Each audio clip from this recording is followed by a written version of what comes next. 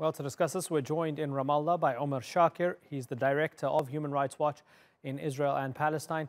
In Gaza, we have the former Deputy Foreign Minister of Hamas, Ghazi Hamad. And in Amman, Jordan, we have Anis Qasim. He's a Palestinian legal advisor. Gentlemen, thank you very much for joining us. Just for the sake of clarity, we reached out to numerous Fatah members, Palestinian Authority members. They declined our invitations to come on to this program. Dr. Hamad, I thank you very much for coming on from Gaza. This Human Rights Watch report is really strong and strongly against both Hamas and Fatah and the Palestinian Authority in the West Bank. Let me ask you directly, is Hamas torturing people who say things it doesn't like? We are working against tortures. I think torture is not a practice in Gaza. Maybe there are some mistakes done by some people here or there, but in general, I think our policy is to prevent and to stop this. I can say that all our centers are open for human rights, for international organization. Nothing is hidden, nothing is not seen. So I think there is big kind of transparency. We are not angels, but I think that we can say frankly that the last reports of the Human Rights Watch lacks the fundamentals of the truth, because they did not ask people, they don't receive their answer, they did not listen to them. I sat with people in the interior many times. They sent him a big letter to answer all the questions, give him different information, but they did not include this in their reports, and they decided to ignore all the letters, all the informations came from the Minister of the Interior in Gaza. Okay, and so I think this is a big strike to the report of the Human Rights Watch. Okay, that's interesting, because both Hamas and the Palestinian Authority are both saying that Human Rights Watch didn't ask them for their opinion and didn't consult them in the development of this report. Let me then ask the man from Human Rights Watch. Omar, did you not consult with the two parties? And is it true, is it plausible, as Ghazi Hamad says, that maybe these are just some mistakes from some individuals and it's not systematic? Please address that, sir. We reached out to both the Palestinian Authority and Hamas in March, and every implicated security agency responded to our detailed questions. We have 60 pages in our report where we reprint in full the responses we received from both Hamas and the Palestinian Authority. Not only are these letters included in full, making up 60 of the 149 pages of the report, but we also, in each instance where we receive specific information regarding, for example, the number of complaints, regarding specific cases where raised, or in their general position regarding arbitrary arrest and torture, this information is reflected throughout the report. The reality is this was a 2-year investigation. We spoke to nearly 150 witnesses, not only former detainees themselves, but lawyers, doctors. We also consulted court documents, medical records, among other information. And as I said, we reached out to every implicated security agency. These are not isolated cases. We looked at over 86 cases of alleged abuse. What we found is that arbitrary arrest of dissidents is systematic, including people who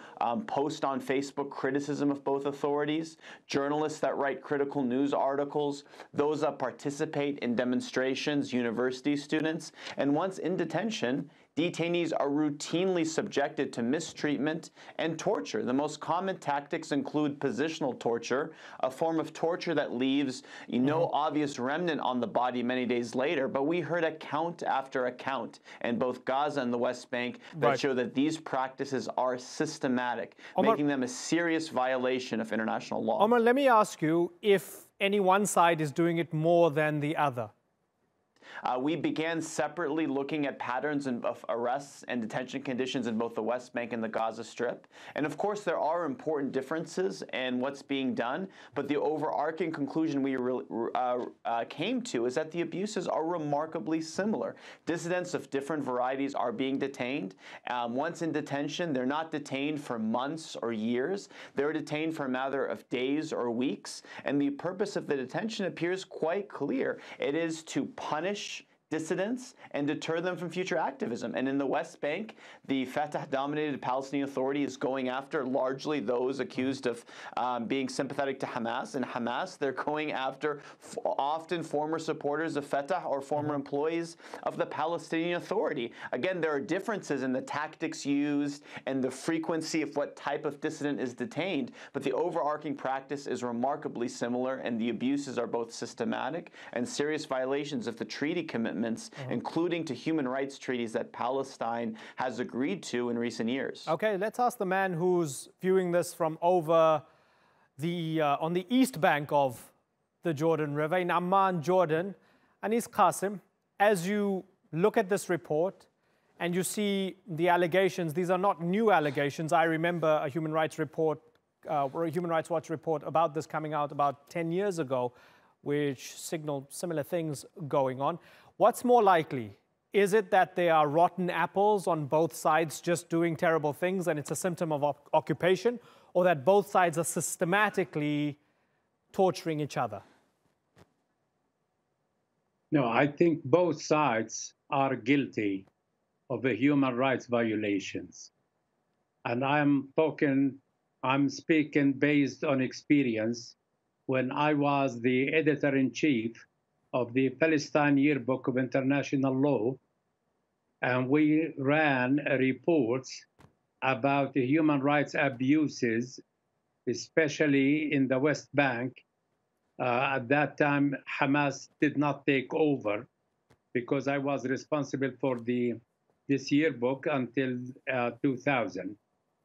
But we ran important reports about the human rights violations in the West Bank and Gaza, conducted by the Palestinian Authority, which was dominated by Fatah. So there are really serious violations, not only violations. Dr. Hamad, the first time I spoke to you about this was about 9.5 years ago, after the big Gaza war at the end of 2008, beginning of 2009. There was a Human Rights Watch report that came out. We spoke about this. We spoke about the allegations that Hamas was kneecapping, for example, people that were suspected of being collaborators and so forth. You told me the same thing. You said that, you know, maybe some mistakes were made. Maybe there were some people who took the law into their own hands. But let me ask you, between then and now, can you give me one example of somebody who has been held to account? If you say they are rotten apples, can you give me one name of one person who was put before the courts or who faced justice for taking the law into his own hands? Okay, just first of all, I want to tell you that we have here in Gaza more than 10 human rights centers. And I think they can ask him, they visit the jail centers, investigation center, everywhere. The Red Cross, I meet him every time.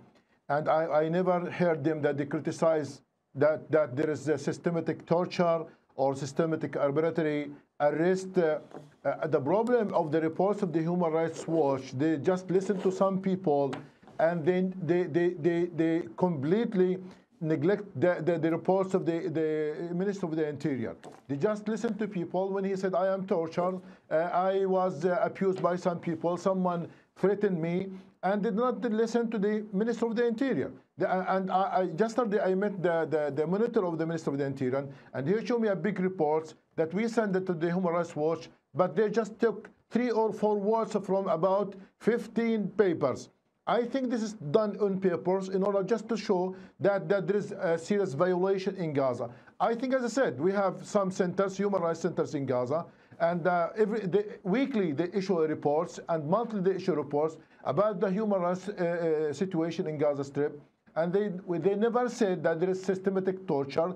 Maybe they said for example, I know someone, he's mentioned in the reports of the Human Rights Watch that Mohammed Osman, he was tortured, he was put in the jail, but he was stopped just for 3 or 4 hours in order to ask him about some things. And after he was released, but the reports of the human rights became a big issue and big story. Try to exaggerate everything. Certainly, can you accept in Can you accept that in 3 or 4 hours you can do a lot of terrible things to a person? No, they ask him, look, when they, for example, they say that the Hamas or the government in Gaza, they arrest people who criticize. You have many people, hundreds of people criticize Hamas, and they criticize the government, they criticize the political situation. Please, if you can come and go everywhere in Gaza, I challenge Mr. Omar now to see one of the people who is jailed because of his political opinion. Okay. If he can say that there is one of Fatah organization, he said yes, okay. there are hundreds of members of Hamas, they are jailed and they are captured in the West Bank. But in Gaza, I challenge if he can find one, Dr. only Hamid, one members of Fatah. Dr. Hamid, before I go to him, of the political background. Certainly. Before I go to him, and I'm going to ask him that, before I go to him, I want to ask you again, can you give me an example of one person who has been held to account for not following orders and hurting a critic or hurting a Fatah member? Can you give me one example of somebody who has been held to account for taking the law into their own hands? No. Look, we never humiliate such things, and many people, they were brought to the investigation when people, they were being separated from their job, they are dismissed from their jobs, either from the Minister of the Interior or different section in the Minister of the Interior. We have many examples of this, many examples. I think, as I told you, we are working against torture, against political arrest. We think that this is a shameful, and we are fighting against this. And I said, you can come to Gaza, and I hope that Mr. Omar can come to Gaza, and I will give him opportunity to go everywhere, to ask people, and even to visit the jail centers in Gaza. Okay, so let me give Omar Shakir an opportunity to respond. Can you mention somebody who is a sort of political prisoner in Hamas prisons right now? We use the same methodology for this report we use across the world. We cover over 90 countries across the world. In June, Hamas authorities issued a statement praising our work documenting Israeli war crimes when it came to the use of force against the Great March of Return. Our report is replete with case studies. Again, I said we looked at 86 cases. About half of them are from Gaza. You'll see names throughout the report of individuals who were detained for their criticisms. These are cases that are well documented. Finish your point, Omar. Yes. Yeah, I was saying we use the same methodology we have. The letters are reprinted in full. And, you know, the case of Mohammed Othman is a great example of how human rights, we actually met Mr. Hamad and other Hamas officials in September. We raised his individual case. We actually wrote a letter specifically about his case to the government authorities. We never heard a response back. We wrote another letter before this report. We got a response in that case. As Mr. Hamad mentioned, that letter is reprinted in full. The issue here, and I'll conclude here on this point, is what you hit on. It's a lack of accountability.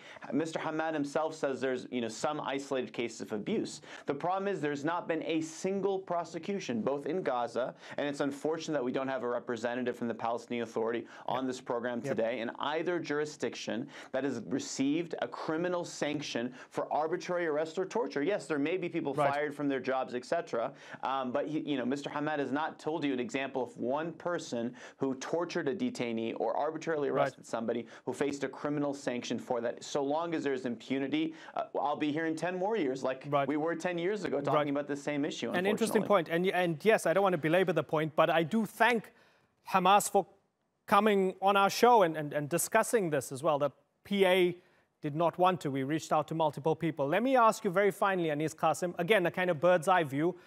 Big picture, there's an Israeli military occupation of the West Bank. There is an Israeli besiegement of the Gaza Strip. Life is not great for Palestinians in Gaza or the West Bank, arguably worse in Gaza, right? While all of this goes on, many people believe that the Palestinians can only really move forward if they can unify politically. Given everything we've discussed over the past 15 minutes, how likely is political unity, Anis? I am very much pessimistic about unity between both major factions, because in my judgment, both parties are negotiating in bad faith. None of them is conducting the negotiations with the intention to patch up. Each one is driving his own agenda, not fighting for the national agenda. We have a national agenda which should be paramount to each party's agenda.